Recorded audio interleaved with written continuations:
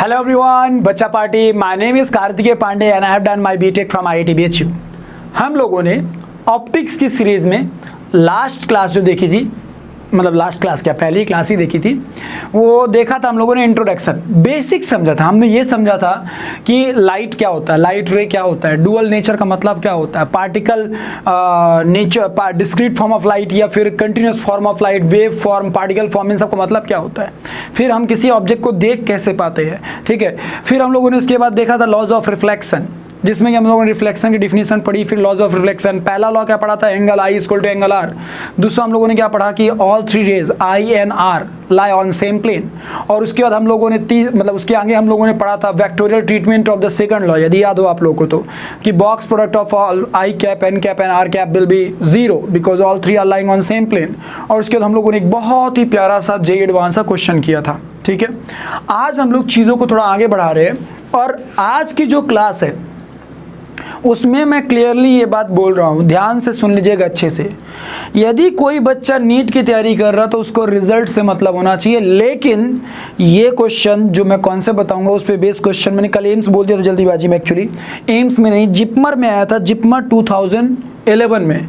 It shows कि कहीं ना कहीं नीट में ऐसे क्वेश्चन रिपीट हो सकते हैं, that's why we must be ready for such kind of questions. और जो बच्चे जेई की तैयारी कर रहे हैं उनको रिजल्ट बस से मतलब नहीं है, उनको तो इस बात से भी मतलब है कि वो कॉन्सेप्चुअली डेवलप कैसे हुआ है, how we generated that result, वो भी आपको आना चाहिए, तब जा करके आप एग्जाम हॉल में कुछ अच्छा कर पाओगे। सो चलिए थोड़ा देखते हैं। आज हम लोग एक बहुत ही इंपॉर्टेंट कॉन्सेप्ट करने वाले हैं। वो कॉन्सेप्ट क्या है पहले समझते हैं। वो कॉन्सेप्ट ये है कि मान लीजिए कोई भी फॉर एग्जांपल ऐसे एक रिफ्लेक्टिंग सरफेस है जिसके ऊपर let us suppose incident ray is falling like this along some vector i cap. बता रखा है कि along some vector i cap ray fall करती है एंड आफ्टर रिफ्लेक्शन पता नहीं हो किसके अलोंग जा रही है। तो अभी मैंने मान लिया आर कैप, आपका यही क्वेश्चन है कि आर कैप की वैल्यू क्या होगी आपको निकालना है, ठीक है। और उसने बता रखा है सेम टाइम पे कि जो आपका नॉर्मल है that is along n cap. तो एक्चुअली उसने आपको क्या क्या दिया है, आई कैप दिया है, एन कैप दिया है, और आपसे वो आर कैप निकलवा रहा है, आपसे आर कैप मांग रहा है, ठीक है। अब देखिए इस रिजल्ट को निकालने के लिए, आर कैप को निकालने के लिए आप सोचेंगे थीटा दे दो या फिर आई कैप दे दो, एन कैप दे दो, क्या क्या दे दो हमको, तब भी हम जाकर के हो सकता है ना निकाल पाएं। ऐसा कुछ नहीं है, बहुत ही बेसिक है। समझने की कोशिश करेंगे तो आपको ईजिली हर चीज़ों का आइडिया लग जाएगा कि what is going to happen, ठीक है। थोड़ा ध्यान से देखेंगे तो हमको भी समझ में आ जाएगा, ठीक है बच्चे। चलो स्टार्ट करते फिर बढ़िया से। फॉर अ मोमेंट मैं अपने मन से एक काम करता हूँ, मैं जैसे एक ये एन कैप है उसी तरह अपने मन से एक अननोन वेक्टर इधर की ओर मान लेता हूँ, late us suppose like this towards this direction. ऐसा मैंने मान लिया टी कैप, क्या नाम दिया उसे, टी कैप। मेरी चॉइस है, मैंने अपने मन से माना है, नो डाउट जो चीज़ें एज्यूम की जाती हैं फाइनली आंसर उसके रिस्पेक्ट में नहीं आना चाहिए, फाइनली आंसर जो गिवन चीज़ें थी उनके रिस्पेक्ट में आना चाहिए, that is i cap and n cap. तो हमारा टी कैप हम बाद में हटा लेंगे, कोई प्रॉब्लम नहीं, अभी के लिए हमने मान लिया T cap is a unit vector. Clear है क्या। ना सोचो for example, for a moment सोच के देखो, यदि ये एंगल थीटा है तो क्या मैं ये बात बोल सकता हूँ कि एन कैप का एक component that is an cap cos theta और टी कैप का एक component that is T cap sine theta, क्योंकि ये एंगल 90 माइनस थीटा हो जाएगा तो T cap cos 90 minus theta लिखेंगे। तो ये दोनों मिल करके टी का एक कंपोनेंट और एन का एक कंपोनेंट दोनों मिल करके कहीं ना कहीं एक तरह से देखा जाए तो आर कैप को फॉर्म कर रहे हैं। तो क्या मैं ऐसा लिख सकता हूँ, सोच के देखो, r cap is equals to N cap का कंपोनेंट इधर की ओर कितना हो जाएगा, एन कैप कॉस थीटा, बहुत अच्छे, प्लस इस टी कैप का कंपोनेंट इधर की ओर कितना हो जाएगा, सोचो ना, ये एंगल कितना है 90 माइनस थीटा, तो T cap cos 90 minus theta लिखूंगा तो कॉस 90 माइनस थीटा क्या बन जाएगा, साइन थीटा बन जाएगा। तो मैंने उसको लिख दिया t cap sine theta. Clear है क्या। R cap is equals to N cap cos theta plus t cap sine theta. बहुत अच्छे। नाउ हम थोड़ा आगे बढ़ते हैं। अब हम लोगों ने आर कैप तो लिख लिया, अब हम सोचते हैं आई कैप के बारे में। तो बहुत सारे लोगों को लग रहा हो कि आई कैप यहीं पे है, उसको मैं यदि चाहूँ तो एक्सटेंड कर लूँ आगे की और कोई problem. This is also I cap, ये भी तो आई कैप ही है, ठीक है, बहुत अच्छे। अब सोचो यदि ये प्लस का एन कैप है तो इधर की ओर क्या हो जाएगा, माइनस का एन कैप। यदि ये थीटा था तो ये भी थीटा हो जाएगा, तो बेस्ड ऑन दैट ये थीटा हो जाएगा। अब क्या दिखाई दे रहा है इस बार कुछ ऐसा दिखाई दे रहा है, आई cap is equals to minus N cap का कौन सा component, cos component, minus N cap cos theta, और टी कैप का कौन सा component, T cap sine theta. ये दोनों मिल करके कहीं ना कहीं हमारा आई कैप फॉर्म कर रहे हैं। तो माइनस का N cap cos theta plus का फिर से टी कैप साइन थीटा, यही दोनों हमारे मिल करके आई कैप को बना रहे हैं और ये दोनों मिलकर के हमारे आर कैप को बना रहे हैं। यदि मैं इन दोनों को सब्सट्रैक्ट करा दूं, एक दूसरे से घटा दूं, तो जैसे ही सब्सट्रैक्ट कराओगे तो क्या जाएगा, R cap minus I cap is equals to N cap cos theta minus minus का N cap cos theta plus हो जाएगा, तो ये बन जाएगा आपका 2n कैप कॉस थीटा, और ये वाली टर्म हो जाएगी आपकी जीरो। क्यों, क्योंकि t cap sine theta cancel out होकर जीरो दे देगा।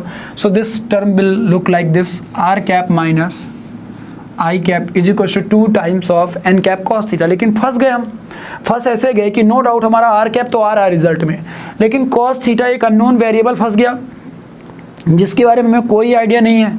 तो कहीं ना कहीं अभी हमारा रिजल्ट कंप्लीट नहीं माना जाएगा, तो हमें अभी और भी बहुत कुछ डिराइव करने की जरूरत है। तो मैंने कहा चलो फिर चलो उसके पास, एक मोमेंट के लिए सोचो, ये तुम्हारी रिफ्लेक्टिंग सरफेस है, let us suppose this is your reflecting surface, ठीक है, this was your n cap, ठीक है, and this is your i cap, ठीक है, ये एंगल थीटा है, तो ये एंगल कितना हो गया 180 माइनस थीटा।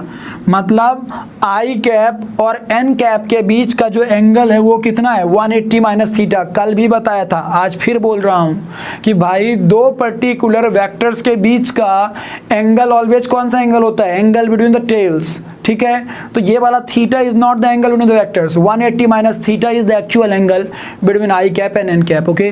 तो यदि मैं एक मोमेंट के लिए आई कैप और एन कैप का डॉट प्रोडक्ट लूं तो क्या आएगा, सोचो तो, आई कैप डॉट एन कैप लूँ तो क्या आएगा, ये दोनों यूनिट वेक्टर हैं, तो 1 into cos of 180 minus theta, cos of 180 minus theta. 180 minus theta क्यों, क्योंकि इनके बीच का एंगल 180 माइनस थीटा है।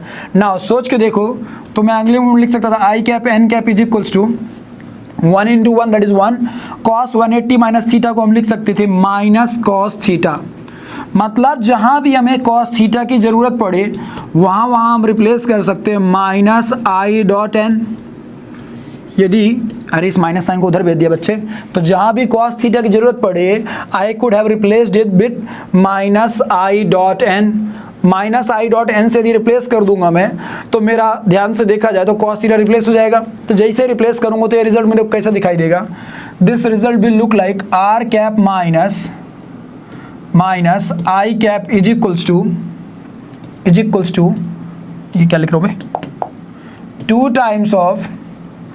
Times of n cap into cos theta. ये जो कॉस थीटा है ना यहाँ पे, इसको रिप्लेस कर दीजिए माइनस आई डॉट एन से, माइनस आई डॉट एन से। क्लियर है, आपने माइनस कर दिया।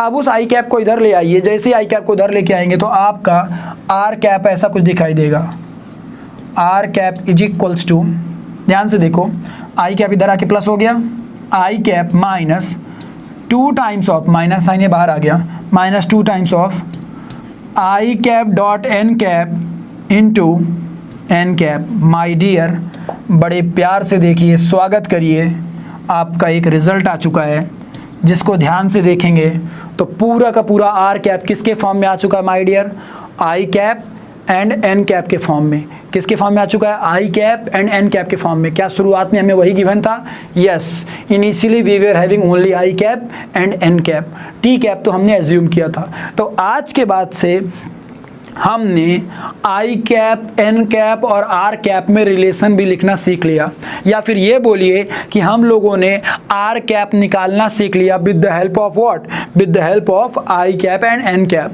अब सुनिए, जो बच्चे नीट की तैयारी कर रहे हैं उन सारे बच्चों से हाथ जोड़ के हम्बल रिक्वेस्ट है कि ये रिजल्ट किधर तो कॉपी के टॉप में लिख लीजिए, अच्छे से याद कर लीजिए। देखो यार, नो डाउट क्या होता है, मैंने एक चीज़ देखी है कि जो टीचर्स पढ़ाते हैं ऑफलाइन में वो ऐसा बोल देते कई बार बच्चों को, अरे इतना सब नहीं आता, इतना डिटेल में नहीं आता, ये नहीं आता, वो नहीं आता, अरे तुम लोग को ऐसे क्या इतने ज़्यादा पढ़ने की जरूरत है। अरे भाई तू पढ़ा नहीं पा रहा, प्रॉब्लम ये नहीं क्यों नहीं आता, प्रॉब्लम ये तू पढ़ा नहीं पा रहा क्लास में। तो हिम्मत नहीं लगा रहा कि बच्चों को बात समझा पाए, तो जब अपने फीडबैक की पड़ी हुई है। एक्चुअल में आता सब कुछ है, क्योंकि जब ये क्वेश्चन जिपमर 2011 में आया हुआ है तो जिपमर भी अब कहीं ना कहीं नीट में इसके थ्रू ही जा रहा है सारी चीज़ें। तो भाई कभी भी कोई भी चीज़ क्यों नहीं रिपीट हो सकती, या उससे मिलती जुलती है हल्की फुल्की चीज़ क्यों नहीं जा सकती।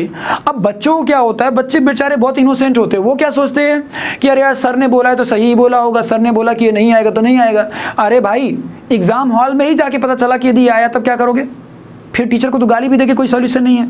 इसीलिए एक बात का ध्यान रखो, जब तक आपके पास मौका है आप जितना डिटेल में कंटेंट कवर कर सकते हो कवर करो, ये बात ध्यान रखो। और जो बच्चे जेईई की तैयारी कर रहे हैं, माय डियर ये ध्यान रखो कि चाहे कुछ भी हो जाए, माय डियर बसंती राजा, आपको ये समझना पड़ेगा कि आपको तो ऐसे कॉन्सेप्ट्स करने ही करने हैं, ऐसे केसेस तो करने ही करने हैं। यदि ये आपने नहीं किए तो आप अपने आप को जेईई के लिए तैयार मानो ही मत।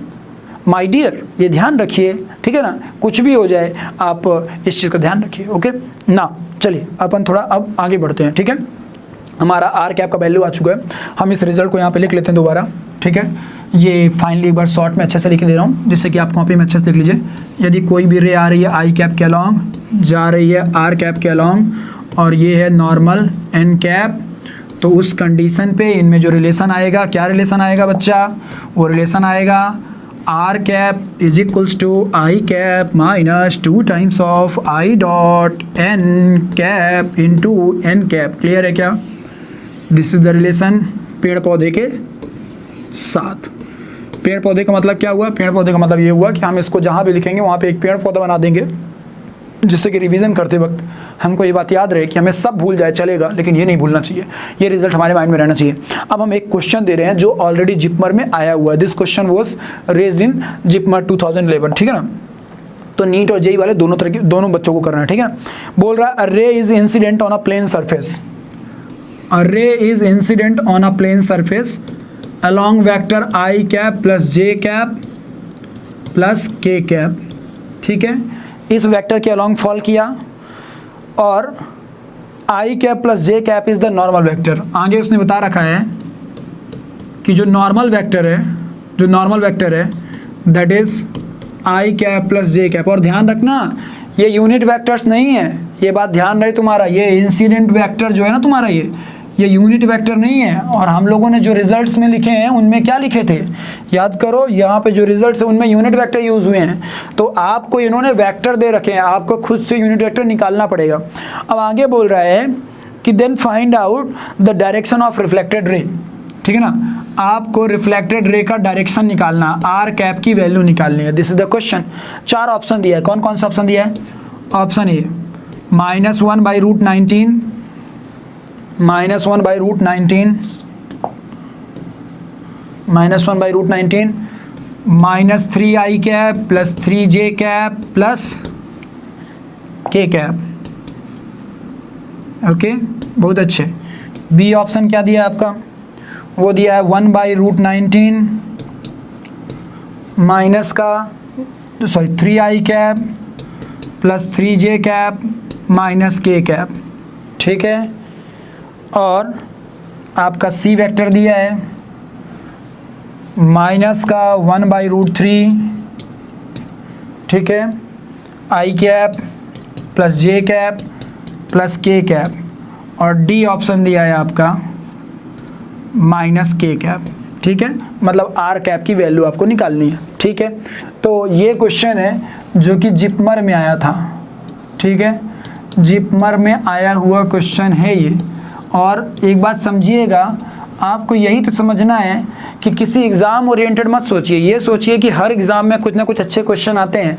अब हम क्या करते हैं, हम जब अच्छे क्वेश्चन करने की बारी आती तो हम अच्छे क्वेश्चन करते ही नहीं हैं। हम सोचते हैं कि मैंने कुछ टीचर्स को कहते सुना है कि फिजिक्स में डेली का 20 न्यूमेरिकल सॉल्व करिए तो आपका सिलेक्शन हो जाएगा।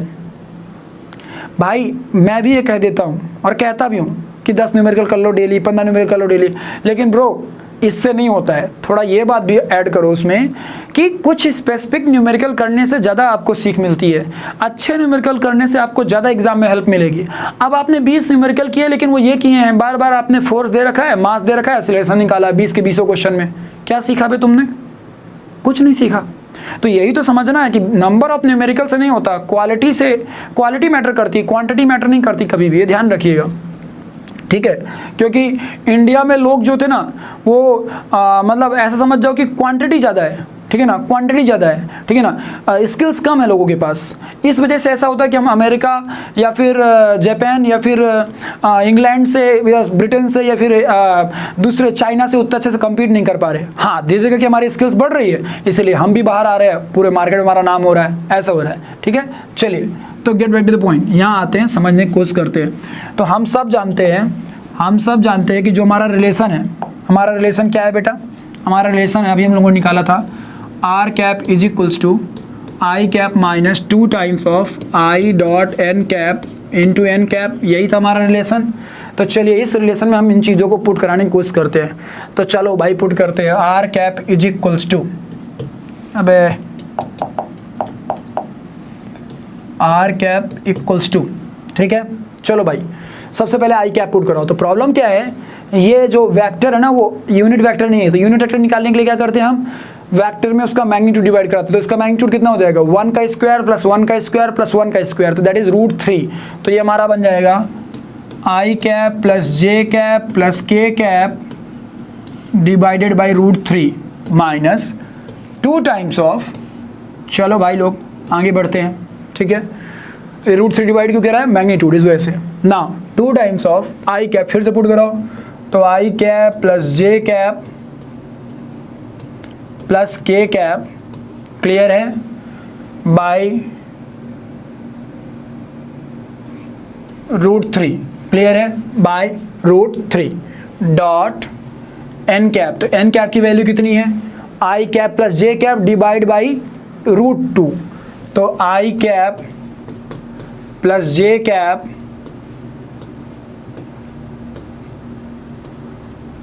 बाई √2, ठीक है, whole multiplied by N cap.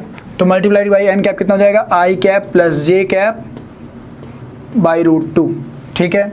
अच्छा एक चीज़ का ध्यान रखिएगा, इस क्वेश्चन में मुझे याद है जब मैं ऑफलाइन क्लासेस में करा रहा था तो आई रिमेंबर वेरी वेल कि इस क्वेश्चन में कुछ तो एरर थी, माइनस साइन का कोई लोचा था, इस वजह से बच्चों का आंसर मैच नहीं कर रहा था। तो देख लेते हैं अपन लोग, क्योंकि ये क्वेश्चन शायद तक गलत, जहाँ से मैं लिया हूँ वहाँ पे ये क्वेश्चन गलत फॉर्म में दिया हुआ है, तो मैं एग्जैक्टली वो क्वेश्चन बता रहा हूँ। यहाँ पे क्वेश्चन में माइनस साइन है कि नहीं है, आई कैप प्लस जे कैप माइनस के कैप है, आई कैप प्लस जे कैप माइनस के कैप है, यहाँ पे here there is minus sign, that's why it happened कि इसका आंसर नहीं आता है वहाँ पे। तो हम यहाँ पे माइनस साइन यूज़ कर लेते हैं, चलो जिससे हमारा तो आई कम से कम, ठीक है। चलो भाई, तो यहाँ भी हमारा माइनस आ जाएगा और यहाँ भी हमारा माइनस आ जाएगा, ओके। चलो अब चीज़ों को सिंप्लीफाई करते, सॉल्व करते, देखते क्या आता है। So R cap is equals to, इस पूरे को ऐसे लिखे रहने दो, I cap plus J cap minus के cap divide by √3 minus 2 times of, इसको ऐसे ही रहने दो। चलो इन दोनों का डॉट प्रोडक्ट लो, तो के वाला तो कोई है ही नहीं, तो के का डॉट प्रोडक्ट 0 हो जाएगा, आई का आई के साथ हो जाएगा, जे का जे के साथ हो जाएगा। तो जब इनका हो जाएगा तो 1 I into I that is 1 into 1 plus J into J that is 1 into 1 that is 1 upon √3 into √2, ठीक है। मल्टीप्लाई में I plus J into √2, I cap plus J cap by √2, clear है, बहुत अच्छे। This is 2 times of I dot N into N cap, ठीक है, बहुत अच्छे। आगे बढ़े अपन लोग, अब आगे बढ़ते हैं। ये वाला √2, ये वाला √2 और ये 2 कैंसिल हो जाएंगे, बहुत अच्छे, कैंसिल हो गए। अब ये रिजल्ट कैसा दिखाई दे रहा है, आई कैप प्लस जे कैप माइनस के कैप डिवाइड बाई √3 और इधर आ गया माइनस, ये 1 + 1 बन जाएगा 2, तो 2 times of I cap plus J cap divide by √3, clear है, बहुत अच्छे। अब जब पूरे को सब्सट्रैक्ट कराने जाएंगे तो 2i आई में से माइनस हो जाएगा तो माइनस का 1 i बचेगा, और 2j जे में से माइनस हो जाएगा तो माइनस का 1 j बचेगा। तो हमारा रिजल्ट कुछ ऐसा आ जाएगा, -1/√3 बाहर आ गया सीधा सीधा, अंदर आ गया हमारा I cap plus J cap plus K cap, minus sine बाहर निकाल लिया ना, इसलिए माइनस आई cap minus J cap minus के कैप जो था उसमें से माइनस बाहर आ गया। Is there any option matching to that, R cap की वैल्यू आ चुकी है yes bro, option number C. तो C is the correct answer, -1/√3 i cap plus j cap plus k cap. अब सोचो ये क्वेश्चन कोई रॉकेट साइंस था क्या? ये क्वेश्चन ऑलरेडी किसी अच्छे एग्जाम में आ चुका है, तो ऐसे क्वेश्चन के रिपीट होने के चांसेस क्यों नहीं है? और मैं मैक्सिमम टाइम देखता हूँ जो बच्चे नीट की तैयारी कर रहे होते हैं, बहुत बड़े बड़े कोचिंग मंडियों से तैयारी कर रहे होते हैं, लातूर, नांदेड़, कोटा, ठीक है ना, इंदौर, कानपुर, काकादेव, ठीक है ना, बनारस, दुर्गाकुंड, ऐसे बहुत सारी जगहों से, भोपाल, जबलपुर, समझ रहे हो, हर जगह से जो तैयारी करने वाले बच्चे, मैं कुछ जगहों का नाम बोल रहा हूँ, इंडिया में बहुत सारी जगह तैयारी हो रही है, मुंबई हर जगह तैयारी कर रहे हैं बच्चे, पुणे में तैयारी कर रहे हैं, नासिक में तैयारी कर रहे हैं, अकोला में तैयारी कर रहे हैं, ठीक है ना, औरंगाबाद में तैयारी कर रहे हैं, एवरीवेयर स्टूडेंट्स आर प्रिपेयरिंग। उनके नोट्स एक बार पलट के देखो ऑप्टिक्स के, उनको ए वेरिएशंस कभी कॉपी में मिलते ही नहीं है मैक्सिमम टाइम। कुछ अच्छे टीचर्स कराते हैं, नो डाउट, ऐसा नहीं है कि मैं ही बस करा रहा हूँ, इस दुनिया में बहुत सारे अच्छे टीचर्स कराते भी है, लेकिन मैक्सिमम केसेस में इसको छोड़ दिया जाता है। और आप ऑलरेडी जो बच्चे रिपीट कर रहे होंगे वो पहले ही पढ़ के आए होंगे, तो उनको पता होगा कि मैं क्या कह रहा हूँ ये चीज़। आप सोच के देखो ना, ऐसी चीज़ें भी एग्जाम में आ रही हैं, है ना, आप अपने आप को रेडी नहीं मान रहे हो तो फिर कैसे चलेगा यार? तो हमने क्या किया, फिर समझा दे रहा हूँ क्वेश्चन में, हमसे आर कैप निकालने को बोला जा रहा है और हमें आई वेक्टर दिया है, इस बार आई कैप नहीं दिया, आई वेक्टर दिया है, और हमें एन कैप नहीं दिया है, एन वेक्टर दिया है। तो उस वेक्टर में मैग्नीट्यूड का डिवाइड कराएंगे तभी तो भैया हमको एक्चुअल यूनिट कैप मतलब यूनिट वेक्टर मिलेगा। तो यहाँ पे इसका वेक्टर का मैग्नीट्यूड कितना है, √3, तो इसलिए √3 डिवाइड में आया, और यहाँ पे कितना है, √2 मैग्नीट्यूड है, इसलिए √2 डिवाइड में आया। बस उस वाले फॉर्मूले में पुट कर दिया जो फॉर्मूला अभी हमने जनरेट किया था। अब सोचो यदि मैं कभी भी ये पढ़ा रहा होता क्लासेस में और बच्चे सोच रहे होते कि अरे यार इतना डिटेल में क्यों करा रहे हो, क्या जरूरत है, हमारे टीचर ने तो बहुत ईजी पढ़ाया, तुम तो टफ पढ़ा रहे हो। अरे भाई तेरे टीचर ने नहीं पढ़ाया, क्या नहीं पढ़ाया, ये बात समझो। तो बच्चा पार्टी, आई होप कि अभी आपको क्लियर हो गया होगा। एक अच्छा क्वेश्चन हमने किया, मैं चाहता हूं कि इस पूरे क्वेश्चन को आप दोबारा अच्छे से फिर से एक बार ट्राई करें घर में, तब जाकर के माना जाएगा कि yes you have done something. So make sure कि आप इस क्वेश्चन को दोबारा एक बार अच्छे से ट्राई कर लें, ठीक है।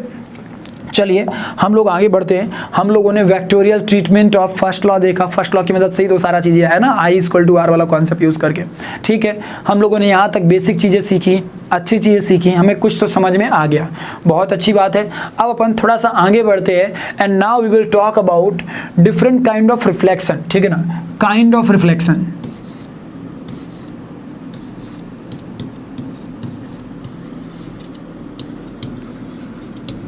काइंड ऑफ रिफ्लेक्शन, ध्यान रखिएगा जनरली दो तरह के आपको रिफ्लेक्शन देखने को मिलते हैं रियल लाइफ में।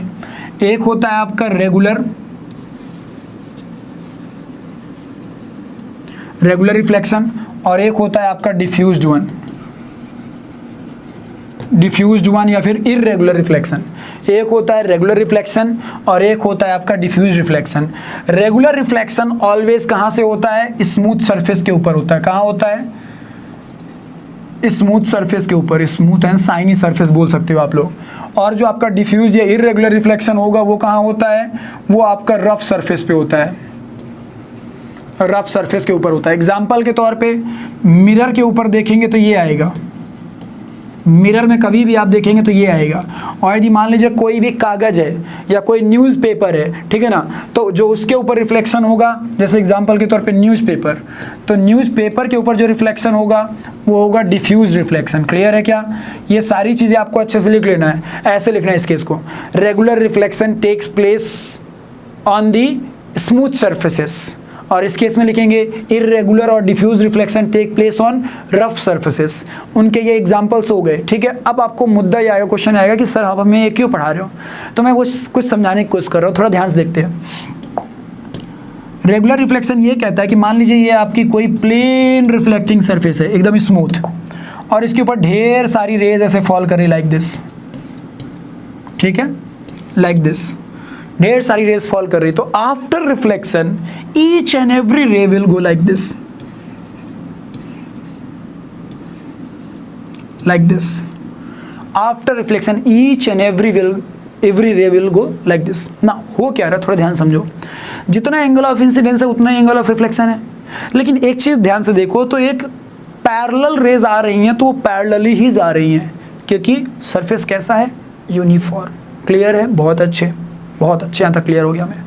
लेकिन जब हम लोग डिफ्यूज सरफेस लेते हैं, रफ सरफेस लेते हैं, मान लो फॉर एग्जांपल ऐसी आपकी सरफेस है, ठीक। अब समझो आपकी रेस फॉल कर रही है लाइक दिस, लाइक दिस, ठीक है। आफ्टर रिफ्लेक्शन हो सकता है ये वाली रे ऐसे चली जाए, ये वाली रे ऐसे चली जाए, ठीक, ये वाली रे इधर जा रही है और ये वाली रे हो सकता है इधर चली जाए। आफ्टर रिफ्लेक्शन, ध्यान से देखो, रिफ्लेक्शन के पहले सारी रेस पैरेलली फॉल की हैं, ठीक, लेकिन क्या रिफ्लेक्शन के बाद वो सारी रेस पैरेलली गई हैं? नहीं, वो सारी रेस चारों तरफ बिखर गई हैं। क्लियर हुआ क्या? सो ऐसा रिफ्लेक्शन जब कभी भी होता है तो हम उसे क्या बोलते हैं? Diffuse reflection. अच्छा, कई लोग के मन में एक क्वेश्चन आएगा, क्या इस केस में लॉ ऑफ रिफ्लेक्शन वैलिड नहीं है? भाई लॉ ऑफ रिफ्लेक्शन वैलिड है, बस अंतर इस बात का है कि इस बार सारे नॉर्मल पैरेलल नहीं है। जैसे यहाँ का नॉर्मल मान लो ऐसा है, यहाँ का नॉर्मल ऐसा है, यहाँ का नॉर्मल ऐसा है, यहाँ का नॉर्मल ऐसा है। तो जब नॉर्मल के डायरेक्शन चेंज हो जा रहे हैं ना, सरफेस चेंज हो रही है, ऊबड़ खाबड़ सरफेस है, तो बेस्ड ऑन दैट नॉर्मल के डायरेक्शन भी चेंज हो रहे हैं, और नॉर्मल के डायरेक्शन चेंज हो रहे हैं तो based on that angle i equal to angle r को फुलफिल करने के लिए रिफ्लेक्टेड रे डिफरेंट डायरेक्शन में जा रही है। सो हम लोग इसे बोले इरेगुलर रिफ्लेक्शन, इसे बोला हमने रेगुलर रिफ्लेक्शन। अब आपके मन में क्वेश्चन आएगा कि सर इतनी छोटी सी चीज़ तो हम पहले भी पढ़ते आए थे, 9, 10 से हमको पता है, 11, 12 में तुमने देखा ये बेसिक सब चीज़ें, फिर आप हमें स्पेशली क्यों पढ़ा रहे? आपने हमें यही क्यों पढ़ाया? What is the reason behind teaching this? मैंने कहा थोड़ा ध्यान से देखना, तुम्हें समझ में आएगा। एक चीज देखो, जब तुम्हारा रेगुलर रिफ्लेक्शन हुआ है तो सारी रेज ऐसे आई हैं और रिफ्लेक्ट होने के बाद सारी रेज ऐसे चली गई हैं। ध्यान से देखो, after reflection major number of rays इधर दिखाई दे रही हैं और before reflection major number of rays इधर थी। मतलब एक तरह से देखा जाए तो आफ्टर रिफ्लेक्शन यहाँ पे रेज का डेंसिटी बढ़ गया, मतलब इंटेंसिटी बढ़ गया है, एकदम इंटेंस लाइट देखने को मिलेंगी। इधर साइड रेज बहुत सारी एक साथ आ गई हैं, सो इंटेंस लाइट देखने को मिलेगी, ठीक है। या फिर ये बोल दीजिए कि डेंसिटी यूनिफॉर्मली डिस्ट्रीब्यूटेड नहीं है, इंटेंसिटी यूनिफॉर्मली डिस्ट्रीब्यूटेड नहीं है। रिफ्लेक्शन के पहले पूरी इंटेंसिटी इधर है, रिफ्लेक्शन के बाद इंटेंसिटी इधर है, ना कि सरफेस के ऊपर यूनिफॉर्मली रेज डिस्ट्रीब्यूट हुई है, ऐसा नहीं हुआ। लेकिन जब इर्रेगुलर रिफ्लेक्शन हुआ तो इस केस में जो आपकी रेज आई भले कैसे भी, लेकिन वो जा तो हर पॉसिबल डायरेक्शन में जा रही हैं। तो जब चारों डायरेक्शन में जा रही हैं तो हम लोग ये बात बोल सकते हैं कि इस केस का जो इंटेंसिटी है वो यूनिफॉर्म है, यूनिफॉर्मली बटा हुआ है, uniformly distributed all over surface. इस केस में यूनिफॉर्मली डिस्ट्रीब्यूटेड नहीं था, एक जगह इंटेंसिटी ज़्यादा है, लेकिन इस केस में क्या हुआ है, सारी रेज चारों तरफ बढ़ गई हैं। जो रेज आई हैं वो सरफेस से टकराने के बाद चारों तरफ बढ़ गई हैं। तो जब चारों तरफ बढ़ गई हैं तो बेस्ड ऑन दैट सिंपल सा लॉजिक है कि जब सारी रेज चारों तरफ बढ़ गई तो इंटेंसिटी यूनिफॉर्मली डिस्ट्रीब्यूट हो गई। इसीलिए ऐसा होता है कि हम न्यूज़पेपर को आसानी से पढ़ पाते हैं, क्योंकि होता है क्या, न्यूज़पेपर में रेज आती हैं, टकराती हैं, आप वो रेज चारों तरफ बढ़ जाती है। आप किसी तरफ से भी देखेंगे आपको न्यूज़पेपर के सारे वर्ड्स दिखाई देंगे। गेटिंग माय पॉइंट और नॉट? आपको सारे वर्ड्स, आपको सारे लेटर्स, सब कुछ समझ में आएगा न्यूज़पेपर में। लेकिन आप एक काम करिए, आप मिरर ले लीजिए, मिरर ले लीजिए, सामने सन है, ठीक है ना, मान लीजिए ये मिरर है, ये मिरर है, यहाँ सन रखा हुआ है, तो सन की रेज ऐसे आ रही हैं, रिफ्लेक्ट होकर यहाँ जा रही हैं। तो यदि कोई भी ऑब्जर्वर यहाँ होगा तो वो आसानी से उस सन को देख पाएगा। लेकिन यह ध्यान से समझो, यदि वही ऑब्जर्वर वहाँ से उठ के कहीं और चला जाए तो फिर वो नहीं देख पाएगा। मतलब यदि मिरर ऐसा है, सन यहाँ है, तो मुझे यहाँ होना पड़ेगा। यदि मैं इधर आ जाऊँगा तो फिर मुझे सन की रेज नहीं दिखाई देंगी। क्यों? क्योंकि वो रेज आई ऐसे और गई ऐसे हैं। तो ध्यान से देखो, इंटेंसिटी तो इधर आई नहीं ना, रेज तो इधर आई नहीं ना, तो इस वजह से मैं आसानी से सन को नहीं देख पा रहा हूँ। लेकिन न्यूज़पेपर की आप बात करें तो न्यूज़पेपर यहाँ रखा है, तो आप चाहे उसे ऐसे पढ़िए, चाहे ऐसे पढ़िए, चाहे ऐसे पढ़िए, मैटर नहीं करता सन किधर भी हो। क्यों? क्योंकि सन से आने वाली रेज चारों तरफ से टकरा के बिखर जाएंगी, तो मैटर नहीं करता, मैं किधर भी बैठूंगा मैं आसानी से न्यूज़पेपर को पढ़ लूंगा। लेकिन मिरर के केस में क्या होता है, सन रेज ऐसे आ रही हैं, आप सामने तो आपको सन दिखाई देगा, लेकिन आप ऐसे हट जाइए तो आपको सन दिखाई नहीं देगा। गेटिंग माय पॉइंट और नॉट? क्योंकि वहां से आने वाली रेस ऐसे जाएंगी, ना कि आपकी तरफ आने वाली, क्योंकि ये स्मूथ सरफेस है, यहाँ पे रेगुलर रिफ्लेक्शन हुआ है। So this is the logic. So अभी आपको ये समझ में आ गया कि why we were studying regular and diffuse reflection. तो आप अच्छे से लिख लीजिएगा कि इस बात को जरूर लिखिएगा, non uniform intensity distribution, uniform intensity distribution in case of irregular reflection. और उसके नीचे लिख भी देना ऐसे, this is responsible factor, this is responsible factor behind reflection over newspaper. That's why we can study newspaper newspaper from any direction we can study newspaper. The only reason behind is what? Irregular or diffused reflection. So अभी आपको समझ में आ गया होगा। देखो यार, ये तो बेसिक सबको पता रहता है, लेकिन इस तरह का डिटेल चीज़ें एग्जाम हॉल में मतलब बहुत कम बच्चों को पता रहती है, और तभी जा करके जब कोई बच्चा इस तरह की चीज़ों को डील करता है तभी जा करके वो एग्जाम हॉल में अपने आप को अच्छा मान सकता है। इसीलिए मेरा ये मानना है कि आप सबको चाहे कुछ भी हो बट ऐसे लेवल की चीज़ें तैयार करना चाहिए, तब जा करके आप अपने आपको एग्जाम में अच्छा मानिए। ठीक है ना, ये तो हम लोगों ने ऑलरेडी कवर कर लिया, ये भी कवर कर लिया, ये भी कवर हो गया। ठीक है, चलिए बहुत अच्छे, हमने यहाँ तक बेसिक समझ लिए अच्छे से।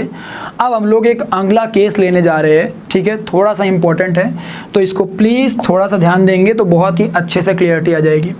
हम अब पढ़ने वाले हैं डेविएशन ऑफ द रे इन द, मतलब जब कभी भी रे किसी मिरर से टकराती है तो उसके पाथ में कितना डेविएशन होता है, what is the deviation on the path of रे। ठीक है, ये समझने की कोशिश करेंगे अपन लोग।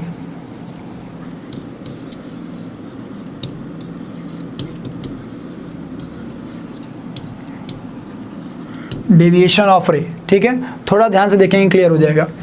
मान लीजिए कोई भी ऐसा मिरर है, रिफ्लेक्टिंग सरफेस, सोच के देखिए रे ऐसे आ रही लाइक दिस, और आफ्टर रिफ्लेक्शन चली गई लाइक दिस। सोच के देखो for a moment, just think by on कि इस रे को जाना कैसे चाहिए था, कहीं ना कहीं ऐसे जाना चाहिए था, बट गई कैसे, ऐसे गई है, मतलब कहीं ना कहीं दिस एंगल और sorry this ray is deviated by this much angle. तो ये जो पर्टिकुलर एंगल डेविएट हुई है उसी को हम लोग बोलते हैं एंगल ऑफ डेविएशन, या फिर deviation of the ray from its actual path.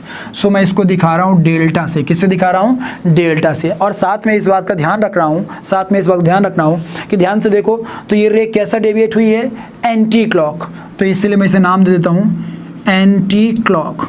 Clear है, क्या नाम दे दिया, anti clockwise, anti clockwise. Clear है क्या, एंटी क्लॉकवाइज डेविएशन। बहुत अच्छे। अब मन में आपको क्वेश्चन आ रहा होगा कि सर इसकी वैल्यू कितनी आएगी, तो मैंने कहा देख भाई बहुत आसान है। सोच एक मोमेंट के लिए कि मान लीजिए तेरा नॉर्मल रे था, तो यदि ये तेरा थीटा होगा तो ये भी तेरा थीटा होगा। क्लियर है क्या, तो ये तेरा एंगल ऑफ इंसिडेंस थीटा है, तो ये थीटा थीटा, तो ये डेल्टा बाकी कितना बचेगा, तो मैं क्या इसको लिख सकता था, delta anti clock is equals to, ध्यान से देखो तो बिना किसी टेंशन के मैं लिख सकता था 180 minus 2 theta, 180 minus 2 theta. 180 minus 2 theta क्यों लिखा समझ में आ गया होगा आपको अभी, क्योंकि ध्यान से देखो तो टोटल एंगल 180 डिग्री है, ये थीटा तो 2 थीटा, तो ये बाकी कितना बचेगा 180 minus 2 theta. That is your delta anti clockwise. Anti clockwise रे के पाथ में इतना डेविएशन होता है यदि कोई भी रे जा करके किसी एक रिफ्लेक्टिंग सरफेस से टकराती है। अच्छा, एग्जाम हॉल में ज़रूरी नहीं कि यही है, वो लोग आपको तंग करने के लिए कुछ और भी दे सकते हैं। वो क्या दे सकते हैं, थोड़ा ध्यान से देखिएगा। वो कुछ ऐसा दे सकते हैं कि क्या यही डेविएशन है, मैं इसको भी तो डेविएशन मान सकता हूँ कि रे got deviated like this, so this can also be the answer. समझ में आया कि नहीं आया, यही बस डेविएशन नहीं है, यही भी तो एक तरह से डेविएशन है कि रे अपने पाथ से इतना एंगल डेविएट हो गई, बट हम इस बार एरो कैसा दिखा रहे हैं, क्लॉकवाइज, तो हम इसे नया नाम दे सकते हैं delta clock. Delta clock. Clear है क्या, तो आप यदि चाहें तो इसको ऐसा भी लिख सकते थे, delta clock is equals to delta clock plus delta anti clock मिलाकर के 360 है, तो 360 में से यदि ये माइनस कर दूँ, डेल्टा एंटी क्लॉक को माइनस कर दूँ तो ये बच जाएगा हमारा, तो delta clock is equal to 360 minus delta anti clock. तो चलो माइनस कराओ, 360 माइनस 180 माइनस 2 थीटा, तो ये 180 माइनस हो जाएगा तो 180 बचेगा, और ये माइनस माइनस प्लस हो जाएगा तो प्लस का 2 थीटा, तो हमारे को एक नया रिजल्ट मिल गया, delta clock that is 180 plus 2 theta. ठीक है, डेल्टा एंटी क्लॉक कितना आया हमारा, that is 180 minus 2 theta. Delta clock कितना आया हमारा, 180 प्लस 2 थीटा। अब यही बात आपको समझनी है कि एग्जाम हॉल में कभी भी क्वेश्चन आता है तो ये दोनों आंसर सही माने जा सकते हैं, बस अंतर इस बात का है कि एक यदि एंटी क्लॉकवाइज डेविएशन है तो एक क्लॉकवाइज डेविएशन है, मतलब रे का डायरेक्शन किधर की ओर वो डेविएट की है, what is the direction of रे, ये भी मैटर कर रहा है, रे किधर की ओर डेविएट कर रही है ये भी मैटर कर रहा है, उसके अकॉर्डिंग आपके आंसर चेंज हो सकते हैं। तो by the way I hope कि यदि सिंगल सरफेस से रिफ्लेक्शन हो रहा है तो उस रे के पाथ में कितना डेविएशन, किधर की ओर डेविएशन और कैसा डेविएशन होगा, आई होप कि आपको क्लियर हो गया होगा। ठीक है, बहुत अच्छे। ये तो था single deviation, if ray got deviated due to mirror only single mirror. Okay, लेकिन एग्जाम हॉल में थोड़ा कुछ और भी पूछ सकता है आपसे। एग्जाम हॉल में जानबूझ के आपको कुछ ऐसा केस दे दिया, जानबूझ के उसने कुछ ऐसा केस दिया कि उसने आपको मल्टीपल सरफेस दे दिए रिफ्लेक्शन के लिए। एक सरफेस ऐसे है, एक सरफेस ऐसी है, और late us suppose for example रे ऐसे फॉल कर रही है समवेयर आफ्टर रिफ्लेक्शन, ऐसे जा रही लाइक दिस। ठीक है, ऐसे फॉल की और ऐसे चली गई। अब पूछ रहा है कि रे के पास में नेट डेविएशन कितना, और आपको कुछ नहीं बताया, बस वो आपको बताएगा कि ये एंगल थीटा है। ये कितना एंगल है? थीटा। आपको बस वो इतना बताएगा कि दिस एंगल इज थीटा। ठीक है, अब आप सोच में पड़ जाएंगे कि यार हमें तो एंगल ऑफ इंसिडेंस तो दिया ही नहीं है, तो हम कैसे निकालें, है ना, इस रे के पास नेट डेविएशन कैसे निकाल पाएंगे। तो याद रखिएगा, कभी भी ऐसा क्वेश्चन आता है तो आप आसानी से सॉल्व कर सकते हैं। बस 2 मिनट ध्यान दीजिए, आपको पूरा क्लियर हो जाएगा अच्छे से। ठीक है, चलो सोचो, एक बात सोचो कि इसका नॉर्मल कहीं ना कहीं यही है। सो यदि मैं मान लूँ कि थीटा 1 एंगल पे इंसिडेंट हुआ है तो थीटा 1 एंगल पे गया होगा। बहुत अच्छे, तो सोच के देखो इस रे को जाना कैसे चाहिए था? ऐसे जाना चाहिए था लाइक दिस, बट रे चली गई है ऐसे। रे जानी चाहिए थी ऐसे, बट चली गई ऐसे। मतलब कहीं ना कहीं ये है डेल्टा 1, ये है डेल्टा 1। ये पहला डेविएशन हुआ है रे के पाथ में, डेल्टा 1। ठीक है, बहुत अच्छे। अब मानो जो रे आई होगी, ठीक, अब ये इसका नया नॉर्मल हो गया, तो ये एंगल थीटा 2 है, तो ये भी थीटा 2 हो जाएगा। बहुत अच्छे। अब सोच के देखो इस रे को जाना कैसे चाहिए था? इस रे को जाना ऐसे चाहिए था, लेकिन अपने पाथ से, क्योंकि मिरर आ गया बीच में, तो अपने पाथ से डेविएट हो गई लाइक दिस, तो ये हो गया डेल्टा 2। नो डाउट दोनों के नेचर कैसे हैं? एंटी क्लॉक हैं। ये भी एंटी क्लॉक है और ये भी एंटी क्लॉक है। दोनों लोग मिलके रे को डेविएट करा रहे हैं ना। ये वाला मिरर भी पहले डेविएट करा रहा है, फिर ये वाला मिरर भी डेविएट करा रहा है। तो एक्चुअल में जो नेट डेविएशन हुआ रे के पाथ में, डेल्टा नेट जो नेट डेविएशन हुआ रे के पाथ में, वो एक्चुअल में कितना हुआ बच्चे? वो हुआ तुम्हारा डेल्टा 1 प्लस डेल्टा 2। अच्छा, दोनों ऐड क्यों हो गए? क्योंकि दोनों का नेचर कैसा है? Anti clock. दोनों का नेचर कैसा है? Anti clock. यदि ऐसा हो रहा था कि एक ऐसा रोटेट कराता और एक ऐसा रोटेट कराता, तो फिर दिस माइनस दिस लिखते। समझ में आया कि नहीं आया? बट क्योंकि ये भी ऐसे रोटेट करा रहा और ये भी ऐसे रोटेट करा रहा, दोनों मिलके, तो ये दोनों ऐड हो गए। इसीलिए ऐसा समझो ना, कोई 10 डिग्री और फिर कोई 20 डिग्री, तो 10 और 20 दोनों जुड़ के 30 हुए। लेकिन कोई ऐसा करता, पहले 20 ऐसे रोटेट करा देता, फिर 10 ऐसे करा देता, तो मात्र 10 ही नेट माना जाता ना, क्योंकि 20 माइनस 10 होता। तो यही लॉजिक है यहाँ पे। एक्चुअली यहाँ पे क्या हुआ है? 20 भी ऐसे ही हुआ है और 10 भी ऐसे ही हुआ, तो दोनों ऐड हो गए, इसीलिए डेल्टा 1 प्लस डेल्टा 2, तो दैट इज डेल्टा नेट। अब मुद्दा ये है कि हम डेल्टा 1 डेल्टा 2 की वैल्यू यदि निकाल लें तो हमारा काम बन जाएगा। तो मैंने कहा चलो चलते हैं इस मिरर के पास। ठीक है, अभी मैंने पढ़ाया था कि यदि किसी मिरर पे एंगल ऑफ इंसिडेंस थीटा होता है तो डेल्टा एनटी की वैल्यू कितनी आती है? 180 माइनस 2 थीटा।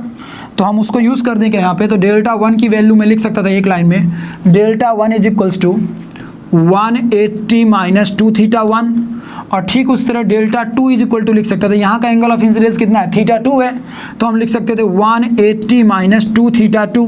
क्लियर है? हमारा डेल्टा 1 डेल्टा 2 आ गया। ना इन दोनों को यहाँ पुट करा दो, तो जैसे हम पुट कराएंगे तो क्या आ जाएगा? 180 minus 2 theta 1 plus 180 minus 2 theta 2। बहुत अच्छे। 180 minus 2 theta 1 plus 180 minus 2 theta 2, इन दोनों को हमने सॉल्व किया तो ये कितना हो गया? ध्यान से देखो, 180 जुड़ के हो गया 360, तो 360 minus 2 times of theta 1 plus theta 2।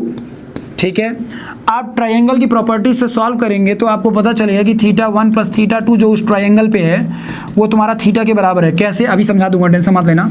तो हमारा रिजल्ट कैसा आ गया? ये हमारा रिजल्ट आ गया delta net is equals to 360 minus 2 times of theta 1 plus theta 2 की में क्या लिख दिया?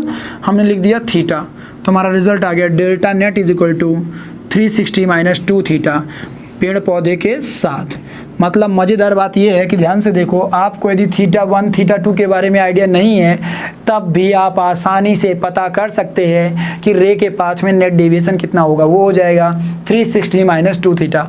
अब सुनो, ये मेरी एक आदत है, याद नहीं कर पाता मैं कभी फिजिक्स, इसलिए मैंने इतने अच्छे से इसको समझाया। लेकिन किसी बच्चे को यदि ज़्यादा इशू आ रहा है तो आप यदि इस रिजल्ट को भी अपने माइंड में रखेंगे तो भी आपका काम बन जाएगा। नीट के बच्चों को रिजल्ट ही अपने माइंड में रखना है, गेट माय पॉइंट और नॉट। लेकिन जो जेई के बच्चे होते हैं उनको ये समझना चाहिए कि आपको ये पूरा डिटेल्ड प्रोसेस आना चाहिए। और बाय द वे कोई रॉकेट साइंस तो लगाई ही नहीं मैंने जो पिछली स्लाइड में रिजल्ट निकाला था 180 - 2 theta deviation due to one mirror, उसी को हमने यहाँ यूज कर दिया है। इस वाले मिरर के केस में एंगल ऑफ इंसिडेंस θ1 माना, इसलिए यहाँ का एंगल ऑफ डेविएशन कितना माना 180 - 2 θ1। इस केस में एंगल ऑफ इंसिडेंस कितना माना θ2 माना, देखो ना ग्रीन कलर से θ2 तो ये θ2 माना, तो उस कंडीशन में यहाँ का एंगल ऑफ डेविएशन क्या आ जाएगा 180 - 2 θ2। तो हमारा Δ1 आया, हमारा Δ2 आया, we got the Δ1 Δ2। Now we can add them easily. इन दोनों को ऐड क्यों कर पा रहे हैं, बिना टेंशन के हम इसलिए ऐड कर सकते हैं क्योंकि ब्रो दोनों का नेचर सेम है, both are anti clock so both of them can be added. ठीक है, बहुत अच्छे। अब मुद्दा ये फंस रहा है कि ये बताइए आप मुझे कि आपने ये कैसे लिख दिया θ1 + θ2 = θ, आपने ये कैसे लिखा, ये मेन मुद्दा है। ठीक है, तो मैं कह रहा हूं थोड़ा ध्यान से देखोगे तो आपको भी समझ में आ जाएगा। ठीक है, चलो देखो ध्यान से समझना। ये θ1 है तो ये एंगल कितना बचेगा, यदि सोचो ना ये कोई नॉर्मल है ऐसा और ये रे ऐसे गई है और ये एंगल आपका θ1 है, तो ये एंगल कितना बचेगा 90 - θ1। ठीक, बहुत अच्छे। उसी तरह ये एंगल θ2 है, ये एंगल देखो, ये वाला एंगल θ2 है, तो ये एंगल कितना बचेगा 90 - θ2। मतलब मैं चलो नई स्लाइड ले रहा हूँ समझाने के लिए।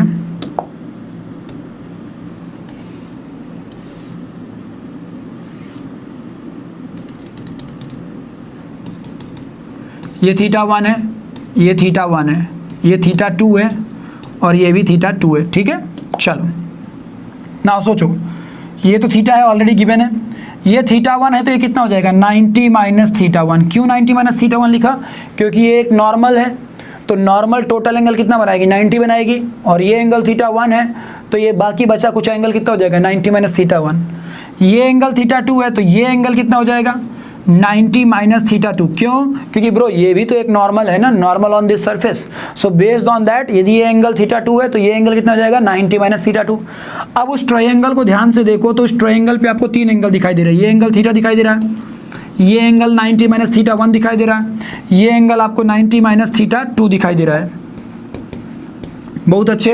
अब सोचो यदि इन तीनों का सम 180 डिग्री है तो it's a very quite logical thing, θ plus 90 - θ1 plus 90 - θ2 = 180 degree आ गया। नाउ ये 180 डिग्री कैंसिल हो गया 90 और 90 से, ये माइनस का θ1 θ2 इधर आ गया, तो हमारा रिजल्ट क्या बचा θ = θ1 + θ2। हमने इजीली पता कर लिया कि भाई ये जो θ1 है और ये जो θ2 है इन दोनों का समेशन इस θ के बराबर होता है। इसीलिए जहाँ पे हमको लास्ट वाले केस में रिजल्ट की ज़रूरत पड़ी θ1 + θ2 की, वहाँ मैंने रिप्लेस करके θ लिख दिया and we got the result delta net = 360 - 2 θ। ठीक है, सो आज के बाद हम एक बात याद रखेंगे, कभी भी अनंतकालीन कुछ भी इश्यू आ जाए, इतना हम माइंड में अपने रखेंगे कि यदि कभी भी दो रिफ्लेक्टिंग सरफेस जो एक दूसरे से एट एंगल θ इंक्लाइंड है, कितने एंगल पे इंक्लाइंड है θ एंगल पे इंक्लाइंड है, यदि उनमें कोई भी रे आके स्ट्राइक करती है तो वो अपने रे में अपने पाथ में नेट डेविएशन कितना सफ़र करेगी 360 - 2 θ। कितना रे पाथ में डेविएशन सफ़र करेगी 360 - 2 θ। अब आपके मन में एक क्वेश्चन आएगा कि सर एक दो एग्जाम्पल लेके दिखाइए तब तो हम माने कि आपने जो पढ़ाया वो सही है। मैंने कहा चलो देखते हैं। मान लो ये मिरर है, दो मिरर हैं जो कि एक दूसरे से कितने एंगल पे इंक्लाइंड है 90 डिग्री पे इंक्लाइंड है। मान लो इन पे कोई रे ऐसे फॉल कर रही है लाइक दिस। ठीक है, मुझे नहीं पता कि उसका एंगल ऑफ इंसिडेंस कितना है, बट फिर भी हम देख पा रहे हैं कि इस केस में θ कितना है 90 डिग्री है, एंगल बिटवीन द मिरर्स कितना है 90 डिग्री है। तो मैं आसानी से बोल सकता था कि angle of deviation equal to हो जाएगा 360 - 2 times of 90, that is solve करेंगे तो ये 180 डिग्री ही आएगा। मतलब रे अपने पाथ में नेट डेविएशन कितना सफ़र करेगी 180 डिग्री। मतलब रे जिस पाथ से आई है उसी पाथ पे लौटेगी, उसी पाथ के पैरेलल लौटेगी। क्लियर है क्या? तो उस कंडीशन को ध्यान से देखें, डायग्राम वाइज देखें तो कुछ लाइक दिस। एक सेकंड ना,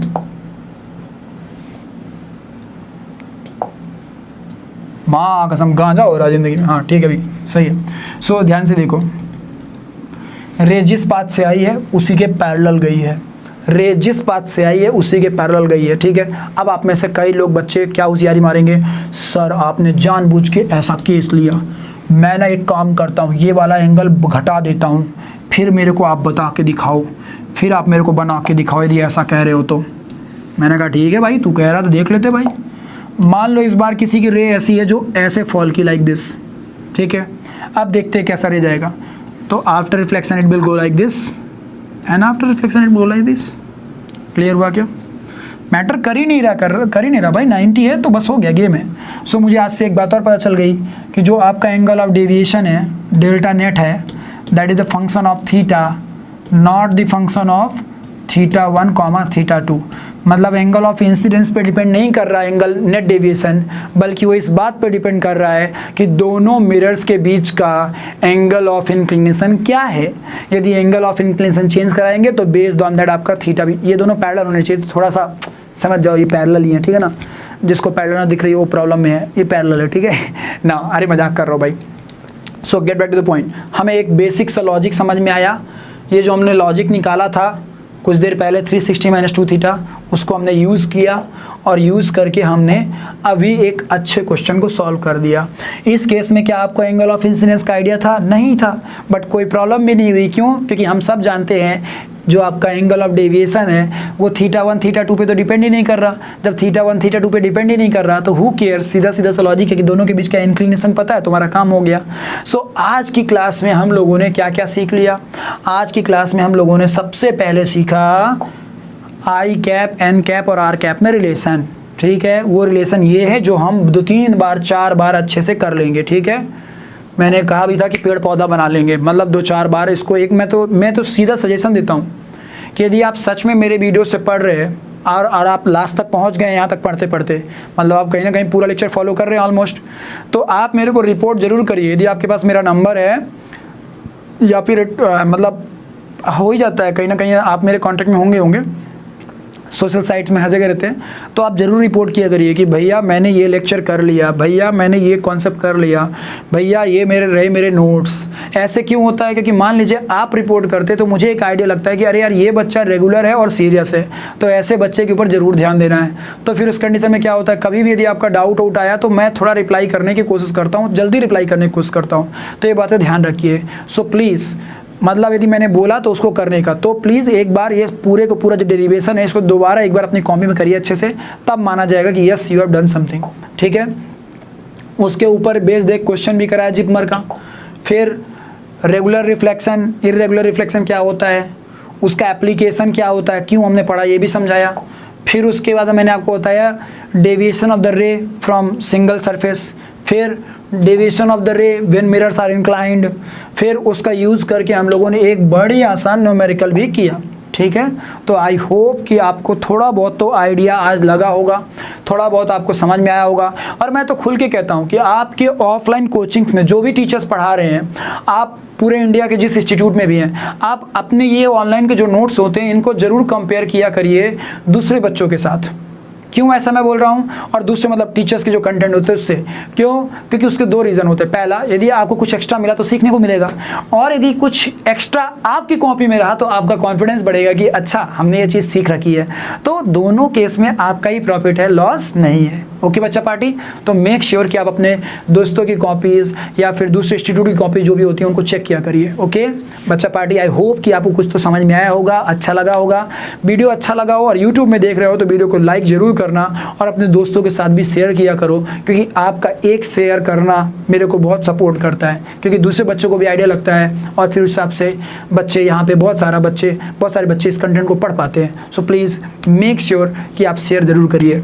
thank you, love you all, take care.